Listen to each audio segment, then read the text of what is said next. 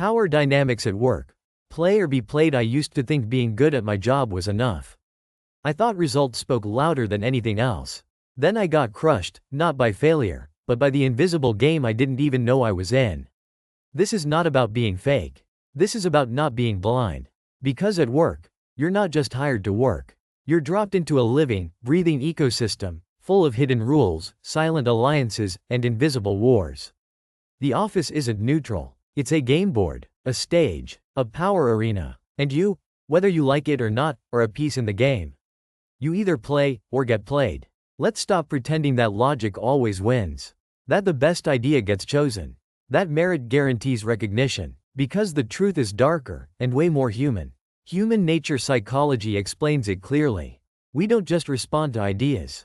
We respond to emotions, to perceived threats, to status, to the feeling of being in control, or losing it. You might be a genius at what you do. But if your presence threatens someone else's power, if you accidentally expose their insecurity, if you shine too bright without understanding the room, you just made yourself a target. Not because you did anything wrong, but because you violated an unspoken social rule. One you didn't even know existed. One they'll never say out loud. This is where emotional intelligence becomes a survival tool. Not just a buzzword. Reading the room is not a soft skill.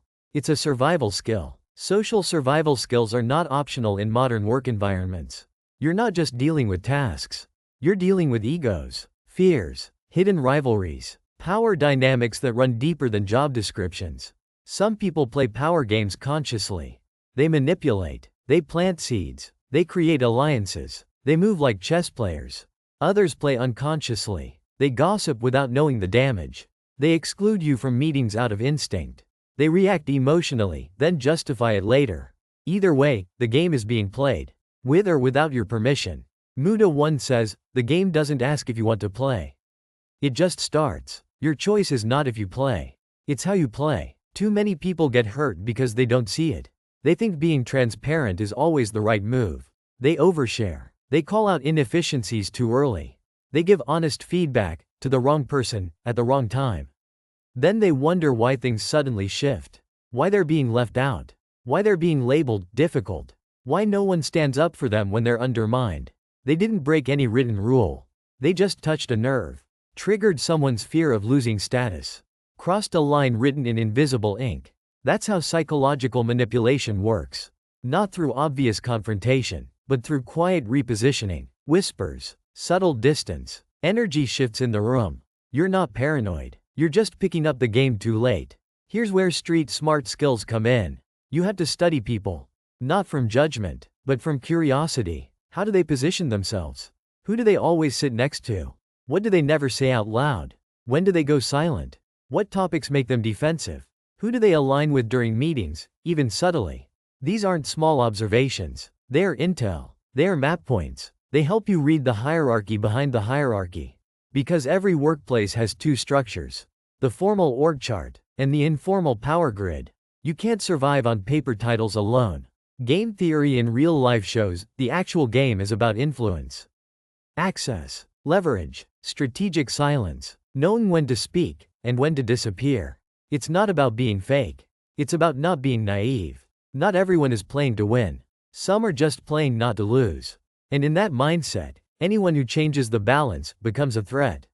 Maybe you've been there. You thought you were helping.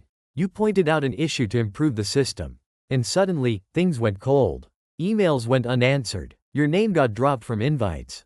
Your work started getting extra scrutiny.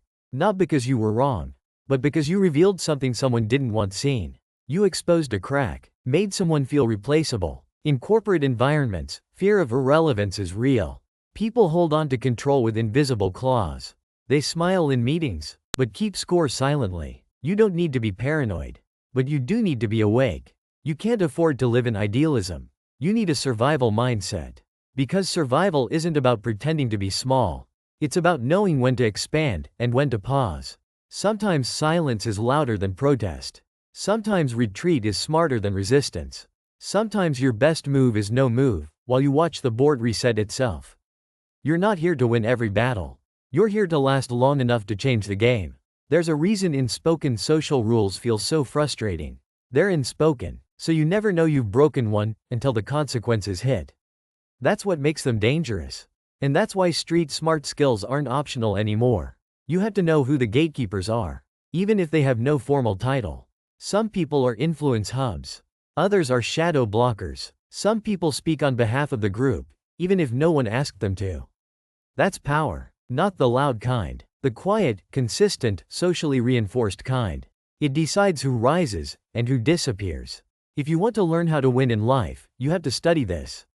You have to become fluent in emotional data. Not just facial expressions, but tension, micro pauses, group dynamics. If one person in a meeting gets quiet after you speak, that's a signal. If a compliment is followed by a warning, that's strategy. People rarely say what they really feel, but they always reveal their emotional positioning. This isn't about walking on eggshells. It's about walking with awareness. Power dynamics are not inherently evil. They're just part of how humans organize safety, control, access to resources. This is human nature psychology at work. Tribes, territories, signals of loyalty. You may not realize it, but every interaction is part of a web. Every choice you make either strengthens your position or weakens it. Not in a moral sense, but in a strategic one. There's no final boss to beat. No promotion that makes you safe forever. Because even when you rise, the rules shift again. You're now playing at a higher level, with more subtle moves. More invisible traps. Office politics tips often focus on saying the right things. But the deeper shift is in how you perceive the room. Not just what's being said, but why it's being said now. To whom? With what tone? With what underlying tension? You win by seeing what others ignore. You survive by sensing what others pretend isn't there. Your biggest mistake is thinking people are logical first. They're not. They're emotional. Then they use logic to explain what they feel. So if you speak truth without emotional safety, you'll be seen as a threat. If you solve a problem but make someone look incompetent, you've created an enemy. Even if they smile, even if they agree with you publicly, your survival mindset must include long-view awareness. Who will still be around in 6 months? Whose opinion shapes the next step in your career? What alliances are forming, even in silence? Who's fading out of the spotlight, and who's stepping in? Game theory in real life means every move shifts the board. You may be in a corner now, but one change, one alliance, one well-timed withdrawal, can reframe everything. You don't need to be loud. You need to be accurate. Not just in what you do, but in how it lands socially.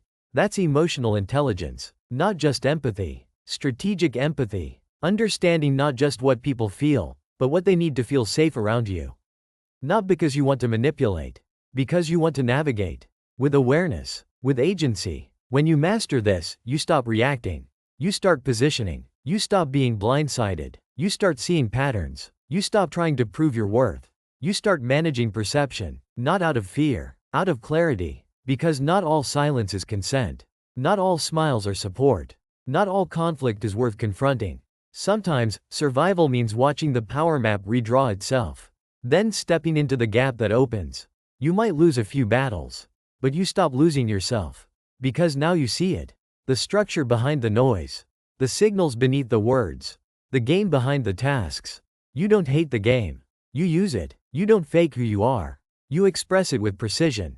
At the right time. In the right way. To the right person. That's not manipulation. That's mastery. That's social survival intelligence. And once you have that, you stop asking for permission. You start shaping the room you walk into. Not by force, by presence, by insight, by power, not taken, but understood.